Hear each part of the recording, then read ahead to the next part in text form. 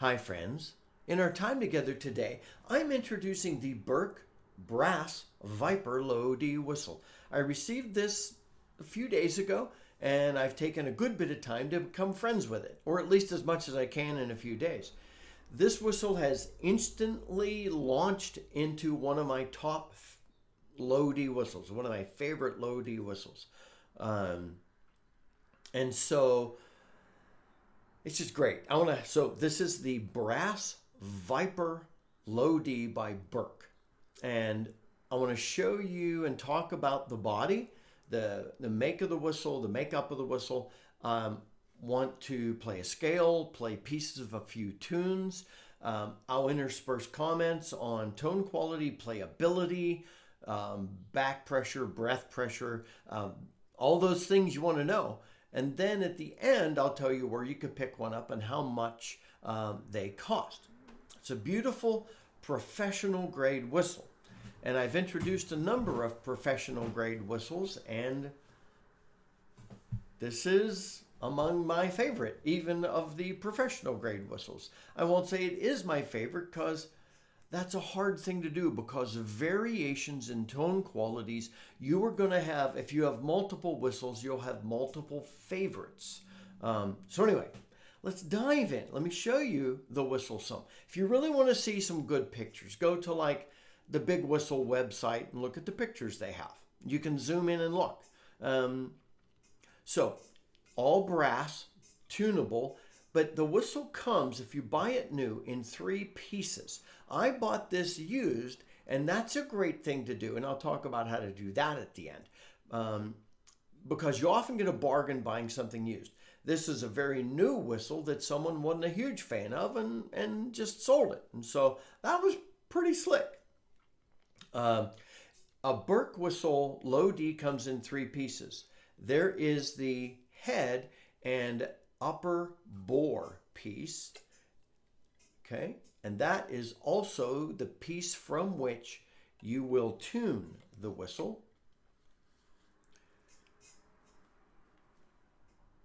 Then there is also the slide, which is this piece here, and the lower bore, which is the bottom piece. When you receive the whistle, you push the lower bore into the side until it seats, and then you can take that apart when you're cleaning. But the tuning is in the upper bore and the head assembly.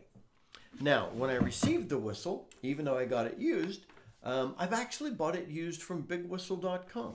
They have used stuff, as do some other stores. They sent along the Burke Whistle Assembly, Care, and Cleaning Instructions. If you receive cleaning instructions from your manufacturer, follow those. There are a number of widely accepted cleaning practices for whistles. But sometimes, because like, let's say for example, your whistle's made of brass, and the manufacturer gives you specific instructions on cleaning it, follow the specific instructions for that whistle that come from the manufacturer. That's very important. The top of the whistle is a little heavier. I could see that being a little off-putting to some, but when you're playing it, I don't notice that at all. But it's not as heavy as I thought a brass whistle would be. But it's a little heavier.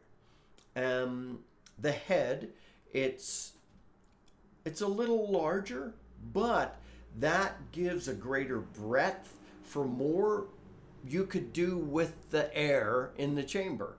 And it gives, it's a nice, beautifully curved airway there. It's not a narrow in height airway, but it's also not a large airway. And the expectation is, if the airway was really thin, that you would expect a huge amount of back pressure. And if it was really wide open, you'd expect it to be an easy blower that would require a lot of air. This is kind of in the middle there, probably leaning a little bit toward the more narrow. And so that to me initially said that I didn't need to expect a lot of back pressure, and I did not find that. But yet I found a beautiful ease of play.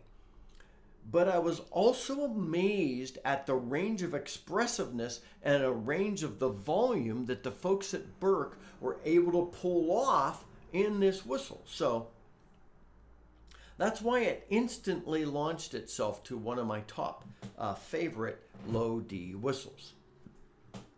The hole spacing is traditional hole spacing, so you'll use whatever version of Piper's grip you'll use. So let me play a scale for us.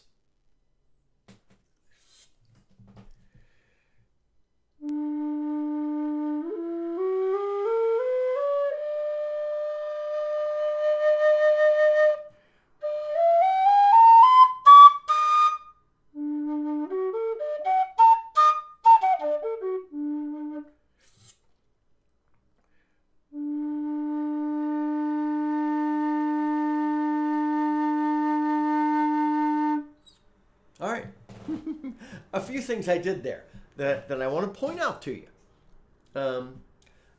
I played the scale and it seemed, yes, you do have to learn breath pressure on this whistle some. It will require you to learn that, but it plays so easily. I'm going to start on the second octave A. I'm just going to start there. And I found that I didn't have to just stand on those notes. I could play those notes. And I am ecstatic about that. You often can't simply play those top notes. You really have to lean in and push. And a lot of low D whistles that let you play up there, that let you play expressively, are going to have a lot of back pressure, and then you've got only one volume at which you could play it. But the Burke is permitting something different. It is giving me a range of volume all the way through, and I just love that. You also know what I did with that low D when I got back down after the arpeggio. I started off quietly. And it was a nice tone. It's got some warmth to it, minimal fuzziness in those lower notes. But as I increased the volume, it permitted me to increase the volume, and the tone became fatter.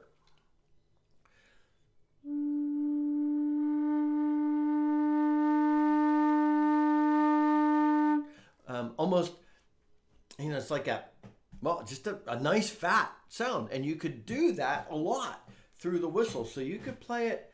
You could play it loud. You could session play this. You could play it at home. I'm happy with that. It's beautiful. Now, something else I want to show you that's sometimes difficult with a low D whistle. I have a lot of friends who play their low D whistles and they say, I emote with my low D whistle and I grab my high D or another whistle when I want to play faster tunes. Now, I have a number of low D whistles on which you could beautifully and easily play faster tunes. The Burke low D is among them. And I just want to run a quick phrase from the Blackthorn stick that I introduced recently. There's a challenging phrase in that second bit that with some low D whistles, there's a little lag and you can't be phenomenally responsive. But like I said, many of my low D whistles you can play very responsively. This is among them.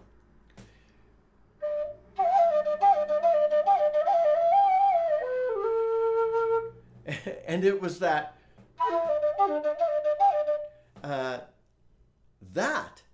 is about as quick as you're going to be able to lightly tongue some of those notes with clarity. And so the whistle brings clarity with it too. I'm like, wow, that's really awesome.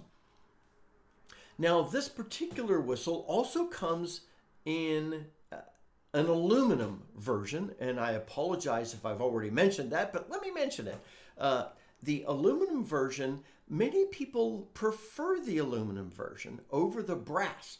And I've never played the aluminum version. Our good friend Nathaniel, member of our community, has his own channel. One of my all-time favorite people for providing whistle comparisons. Nathaniel does a great job there. Thank you, Nathaniel. Like to give him a shout out whenever I can. But he loves, I think, Nathaniel, if I'm right, you prefer the aluminum, as do a number of other friends I know who have both. I now want the aluminum to see what the difference is, because I'm in love with the brass. But again, everybody's different from what they want in their whistle. Now, I said in playing the tunes, I want to show you some of the things this whistle does.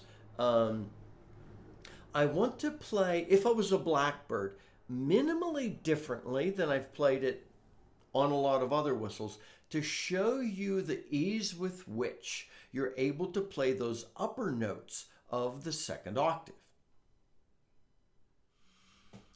When I introduced If I Was a Blackbird, I said there were two ways to play it on your D whistle. The first is starting on the E, and that's how I normally have played it. The second is starting on the F sharp. You're playing it with two sharps. And that then requires you to fluidly and emotively go to the second octave B. Good luck with that. However, I wanted to play that on the Burke, that version, so that you hear that slide, that movement into the top of the second octave.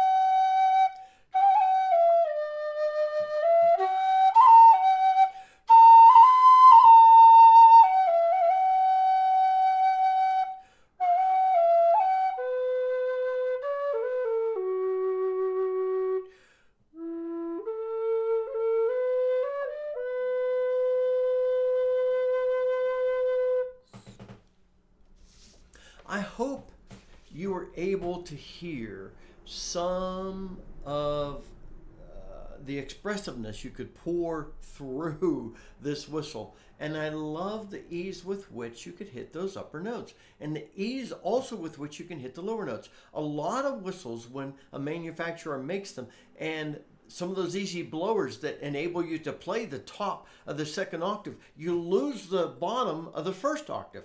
Not so on this whistle. Just thrilled about that. I hope you can tell I'm thrilled about that. But If I Was a Blackbird, I was just so amazed with how fluidly I could play it. Yes, there is a breath pressure requirement. Maybe we'll call it a medium blower, going by that nomenclature. Not quite as much breath pressure, easy for me to say, right? Not quite as much breath pressure requirement, say like even on my Howard, but leaning right close to that. It's almost a little easier than that. So absolute delight. Kind of almost the pressure I need to use in playing the Carbony Low D wide bore, but with more volume available on it. So anyway, yes, I'm talking about some of the whistles I dearly love, and now this is among them. I'd also like to play Clergy's Lamentation for you, but I'm going to ignore the repeats in the interest of time. But I just want you to hear the whistle a little more, just a little more. And I hope my microphone's able to capture some of that, because I realized as I was playing the top notes of If I Was a Blackbird, there were some pieces in my room that were starting to resonate in agreement with it. And that is, you know, when you get kind of that pitchfork reaction with some of the surrounding things that carry the same kind of tone, you know you've got a good tone resonating and singing from the whistle. And I've not even had this long. So, the Clergy's Lamentation.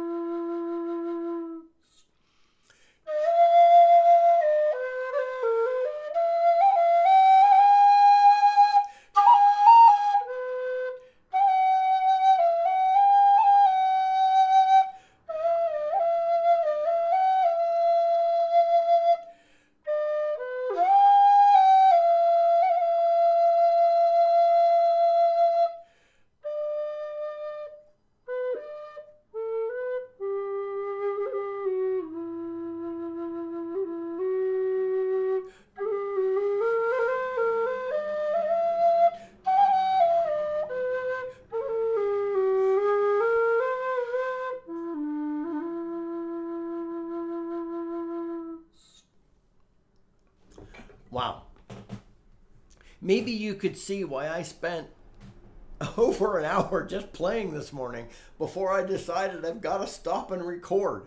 So anyway, let me tell you where you could pick up a Burke Brass Viper Low D and also a Burke Viper Aluminum Low D. You could pick this up, and well, I should start by saying this is a situation where you need to price shop. And don't price shop just by what price you see on the website. We live in an age in a world where there are import taxes, tariffs, all that, blah. So because a whistle might be cheaper in one country than yours, doesn't mean it's going to be cheaper by the time it arrives, okay? Because of all that stuff. So you could buy directly from the Burke website, and I'll stick a link to the Burke website in the notes to this video, and $400 from Michael Burke at the Burke website. The aluminum is $390. If you shop at Big Whistle, and you know, I love the folks at Big Whistle. As I've never met Michael, I need to introduce myself, just because I'd love to chat. But Big Whistle, this specific whistle is $480. But by the time you pay import taxes and tariffs, see, this is probably a whistle to buy in country. But again, shop around. There are probably other places from which you could buy them. You know, go directly to Michael, go to Big Whistle.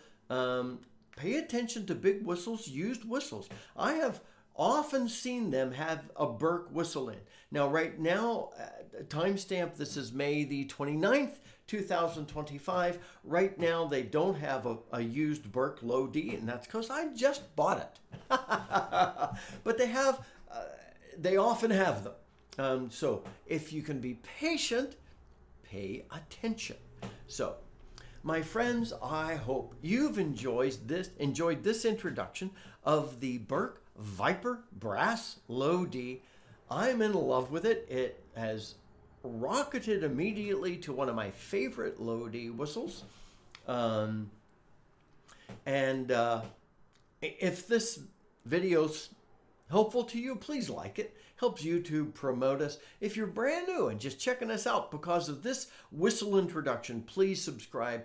Our community is devoted to learning to play the whistle together, to grow on that journey. And we're going through all kinds of whistles. We started off on the low D, and that's still my focus. So, my friends, happy low D whistling.